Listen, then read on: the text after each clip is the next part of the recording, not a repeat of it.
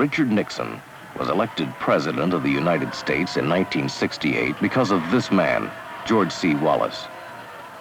Wallace says so himself. And it was effective in '68. In fact, our campaign defeated Hubert Humphrey for president, so that was a significant result in 1968.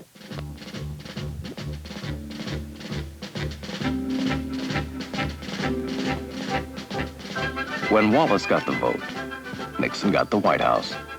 It wasn't meant to be that way, but a lot of people got fooled.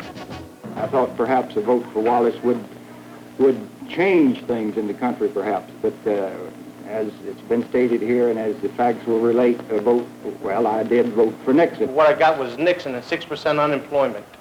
Some people voted for Wallace. We got Nixon. And this is what I got, unemployment. I'd like to be on that job, but I can't because there's no room for me. Since Wallace helped Nixon get elected in 1968, it seems to be a lot of changes that I can see in my job. There's been a lot of unemployment, more unemployment than before. We have professional people calling in now, instead of just ex-members calling us, wanting us to help them get jobs in the stores, in the discount stores. It seems to be the prices have gone up, the wages are staying the same. I firmly believe that he is running just to elect Nixon. In fact, I think all have agreed now that from the analysis in New Jersey, Wisconsin, Ohio, Missouri, Wisconsin, Illinois, California, that had our movement not have been involved, why, Mr. Humphrey would have been president. Wallace got the votes. And what I got was Nixon and 15,000 carpenters out of work. I've been out of work for 5 months. I've been in the local for 18 years, and I haven't been out of work like this since Eisenhower's time. Well, I really think that we got fooled in '68 because we really didn't know what the record was and what this man really was all about. Mr. Wallace, in my opinion, is a big phony. He goes around, he preaches law and order, and Alabama's got one of the highest crime rates in the whole 50 states. I know one thing. I don't want to work for Alabama wages. As long as Wallace has been governor, he's never made no attempt to repeal the right-to-work law.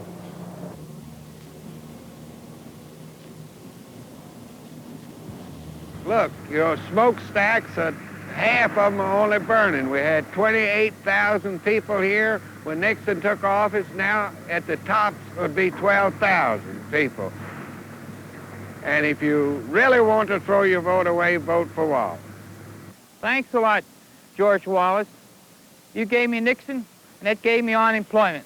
Now I'm learning things about him which I didn't know in the past. Real strong supporter of George Wallace in '68. The reverse this time. Yes, lots of people are learning things about George Wallace they didn't know before.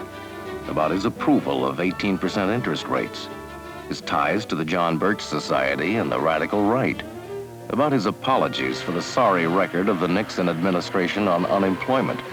And they're asking, how come?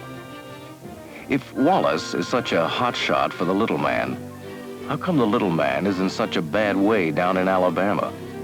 A state that's 48th in per capita income, second in the percentage of people living in poverty, 39th in average weekly wages, last in support of its public schools, 42nd in unemployment compensation, 37th in workman's compensation.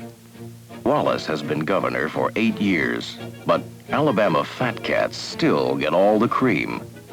People who got taken in 1968 are not going to be taken in again. Don't you be taken in. I think people ought to vote for a real Democrat.